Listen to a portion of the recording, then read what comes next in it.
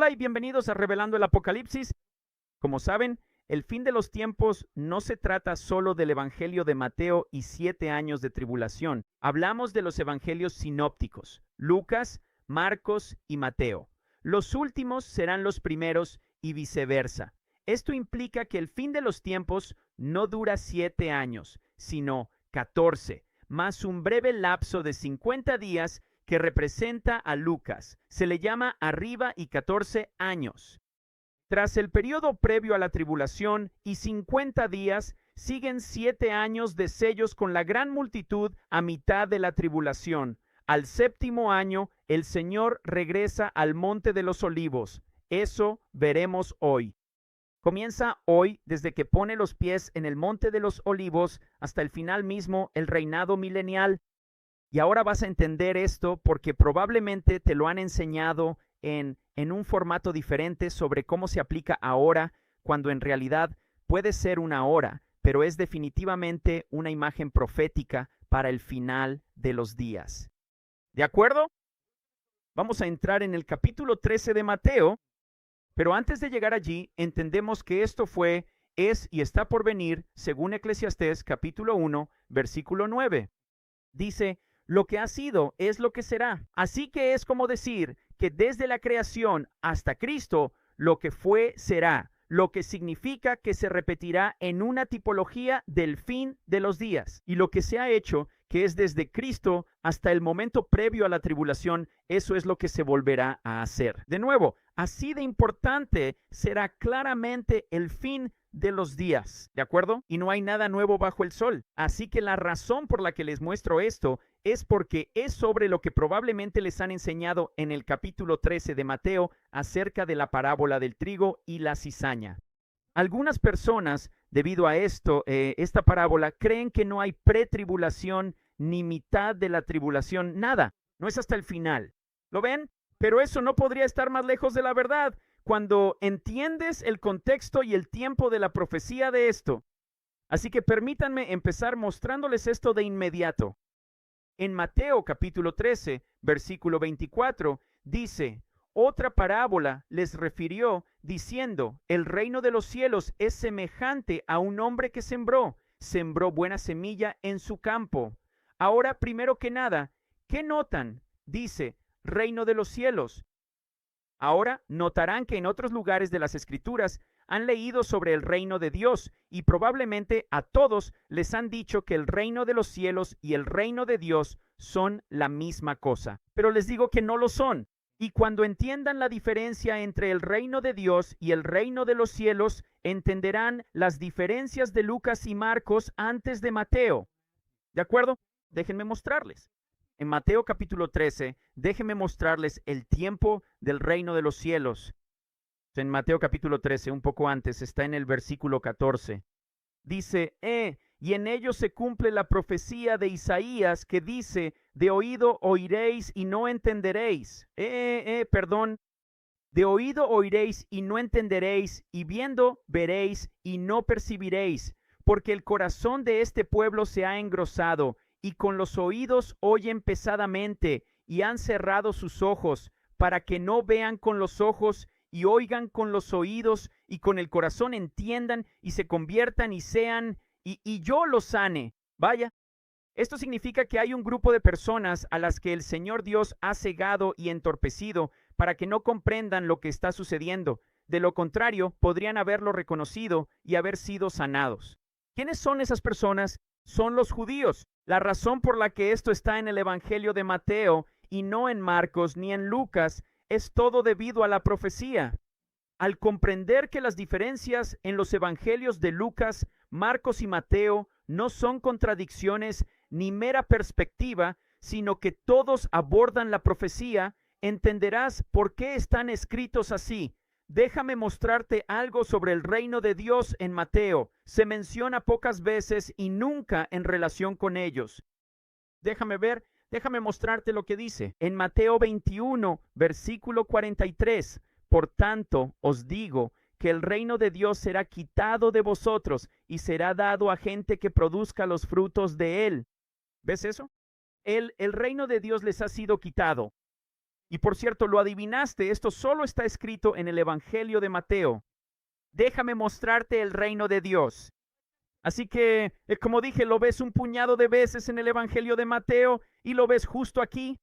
¿De acuerdo? Las rameras irán delante de vosotros y luego el reino de Dios. Así que la última vez que se usa reino de Dios en Mateo es para decir que les ha sido quitado. Pero cuando vas a Marcos, está por todas partes, porque el reino de Dios está dentro. Si vas al Evangelio de Lucas, está por todas partes. Está absolutamente en todas partes. ¿Y sabes por qué es eso? Porque los pretribulacionistas y los midtribulacionistas van al reino de Dios. Los posttribulacionistas, en el regreso del Señor, al posar sus pies en el monte de los olivos, establecerán el reino de los cielos en la tierra, que es el reinado milenial prometido para los judíos. Mira este reino de los cielos. No sé si alguna vez has visto esto antes, pero si escribes reino de los cielos, acabamos de ver el reino de Dios y vimos que les fue quitado. Ahora mira la palabra reino de los cielos o la frase reino de los cielos. Mateo, Mateo, Mateo, Mateo, Mateo, Mateo, Mateo, Mateo, Mateo, Mateo, Mateo. En todas partes es para el Evangelio de Mateo y fuera del Evangelio de Mateo no se usa en ningún otro lugar. ¿Ves eso? Porque el reino de los cielos es el prometido reinado milenial del cielo en la tierra para el pueblo judío. Eso es lo que es. ¿Ves? Aquí está de lo que estaba hablando en Isaías, en Mateo 13, ¿verdad? Él dice, ¿a quién enviaré? Él dice, envíame a mí. Esto es de Isaías 6, y en el versículo 9 dijo, ve y dile a este pueblo, oíd bien, pero no entendáis, y ved bien, pero no percibáis. Engruesa el corazón de este pueblo, y agrava sus oídos, y cierra sus ojos, no sea que vean con sus ojos, y oigan con sus oídos, y entiendan con su corazón, y se conviertan y sean sanados. Entonces dije, Señor, ¿hasta cuándo? Y él respondió, hasta que las ciudades estén asoladas sin morador, y las casas sin hombre, y la tierra sea devastada por completo. Esto es hasta el fin de la tribulación. Esto es hasta el regreso del Señor, cuando sus pies toquen el monte de los olivos. Es entonces cuando todo finalmente se les abrirá. Verán, vemos esto justo aquí en 2 Corintios capítulo 12, que hemos compartido a menudo, muy a menudo, lo cual es la imagen profética entretejida en las palabras de las que Pablo habla aquí en 2 Corintios capítulo 12. Recuerden, si no digo dónde estoy, solo miren a la derecha. Dice, conozco a un hombre en Cristo hace más de 14 años. Ese más de son los 50 días. ¿Quién es el más de? Es el pretribulación, como un rapto yendo al tercer cielo. Entonces, ¿qué tienes? El paraíso. Tienes otra gran multitud de mitad de la tribulación. Este es el que fue arrebatado y va al paraíso. Estos dos son un tomar y un tomar. Van al reino de Dios. Pero entonces, ¿qué sucede? He aquí, la tercera vez estoy listo para ir a ustedes y no les seré gravoso, así que ya no será una carga para ellos. Eso es lo que se está diciendo proféticamente. Ya no voy a ser una carga para ustedes. Es decir, no voy a traer más de esta tribulación y todas estas cosas contra ustedes. Ustedes fueron cegados por el bien del mundo para que ellos fueran traídos. Verán, porque no busco lo vuestro, sino a vosotros, pues no deben atesorar los hijos para los padres, sino los padres para los hijos. Esto es porque los judíos lo han sabido durante miles de años, pero el mundo de los gentiles y demás injertados, no. Y esto es ahora él viniendo, ¿qué? Él ahora viene a ellos. Se trata del regreso del Señor, poniendo los pies en el monte de los olivos. Se trata de su venida y de estar aquí hasta el fin del mundo. ¿Lo ven? Por eso ven esto solo en el Evangelio de Mateo. En el discurso de Mateo específicamente dice, le preguntan, ¿cuál será la señal de tu venida y del fin del mundo? Esta palabra venida la hemos compartido con ustedes numerosas veces. Creo que es la palabra griega, 3952. Se usa 4 veces en los evangelios y las 4 veces solo se encuentra en Mateo capítulo 24, porque se trata del advenimiento literal, el regreso real del Hijo del Hombre poniendo los pies en la tierra. Y entonces, ¿qué dice? El fin del mundo. ¿Saben que ese término solo se usa en el evangelio de Mateo? Se los mostraré en un momento, pero recuerden de lo que estábamos hablando. Estamos hablando del trigo y la cizaña. Así que entremos en esta historia y descubramos dónde se desarrolla. Ahora han llegado a ver que el reino de los cielos se trata del reinado milenial. Así que es desde el regreso del Señor y llegará hasta el fin del mundo. Así que miren lo que dice. Así que el Señor sembró buena semilla, pero mientras los hombres dormían, vino el enemigo y sembró cizaña entre el trigo y se fue. Pero cuando la hierba brotó y dio fruto, entonces apareció también la cizaña. Entonces el siervo del dueño de casa dijo: Señor, usted sembró buena semilla en el campo. Entonces, ¿de dónde viene esta cizaña?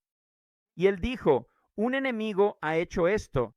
Y el siervo le dijo: iremos y la recogeremos. Él dijo: no sea que al recoger la cizaña arranquen también el trigo. Dejen que crezcan juntos hasta la cosecha. Verán, algunos usan esto para negar las teorías de pre, medio o post-tribulación. No es hasta el regreso del Señor y el final del reinado milenial. Esto no es cierto. La pretribulación, medio tribulación, post-tribulación ya habrán ocurrido y esto es al final del reinado milenial. Quizás se pregunten: ¿cómo es esto posible? Eso significa que habrá quienes todavía pertenezcan a Satanás, que todavía pertenezcan al enemigo en medio del reinado milenial. Es correcto. Escuchen lo que dice. Dice: y en el tiempo de la siega yo diré a los segadores: recoged primero la cizaña y atadla en manojos para quemarla, pero recoged el trigo en mi granero. ¿De acuerdo? Y está hablando sobre el tiempo del reino de los cielos. Entonces, ¿qué ha pasado? ¿Quién era este enemigo en el fin de los días profético? ¿Quién es el enemigo que pudo sembrar cizaña entre el trigo que todavía estaría allí durante el reinado milenial? Es Satanás mismo. Verán, en Apocalipsis capítulo 12, sabemos que a mitad de las trompetas, en el tiempo de la quinta trompeta, cuando Miguel y sus ángeles hayan derrotado a Satanás y a sus ángeles, serán arrojados a la tierra, literalmente arrojados a la tierra. Y él sabe que le queda poco tiempo. Recuerden, en este punto han transcurrido 10 años y medio de tribulación. Quedan 3 años y medio para el final de los 14 años, de los cuales Satanás, junto con la bestia y el falso profeta, tendrán 2 años y medio. La bestia va a regresar del abismo. El falso profeta va a regresar de donde sea que se haya ido a esconder. Y ahora Satanás va a estar aquí con el abismo ya abierto. Van a causar estragos en la tierra durante los próximos 2 años y medio hasta que sea destruida de nuevo. La gente es destruida en Israel. La tierra está siendo diezmada y todos han huido de nuevo. Verán, es aquí cuando la siembra va a tener lugar por parte del enemigo. De eso es de lo que estaba hablando. Va a ser esa siembra. Y recuerden lo que sucede. Satanás habrá estado aquí ahora durante los 2 años y medio. Al final de Apocalipsis 19, el Señor viene, es el pisar de las uvas. ¿Y entonces qué sucede? Satanás es atado por 1000 años. Pero escuchen lo que sucede. Cuando los 1000 años se cumplan, en Apocalipsis capítulo 20, versículo 7, dice: cuando los 1000 años, se cumplan, Satanás será suelto de su prisión y saldrá a engañar a las naciones que están en los 4 ángulos de la tierra, a Gog y a Magog, a fin de reunirlos para la gran batalla, cuyo número es como la arena del mar. ¿Alguna vez se han preguntado cómo Satanás puede salir después del reinado milenial y convencer a un número tan grande como la arena del mar de volverse contra el Señor que estuvo allí gobernando y reinando en medio de ellos durante 1000 años? Es porque él había plantado esa cizaña durante la tribulación en la segunda mitad de las trompetas antes del final de los 14 años. Verán, recibimos la revelación y se nos explica en el resto de Mateo 13. Miren lo que dice. Versículo 37. El que siembra la buena semilla es el Hijo, ¿verdad? El Hijo del Hombre. El que sembró la mala semilla es el maligno. El enemigo que la sembró es el diablo. La siega es el fin del mundo. ¿Lo ven? Así que al fin del mundo, que es el fin del reinado milenial, él hará que sus ángeles junten esa cizaña, la quemen y recojan todo el buen trigo en el granero. Aquí mismo nos dice cuándo sucederá esto. Y da la casualidad de que el capítulo 13 de Mateo es el único lugar junto con el capítulo 24 de todos los evangelios, donde solo se encuentra en Mateo 13, 24 y 28 la frase hasta el fin del mundo. Espero que les bendiga. Adiós por ahora.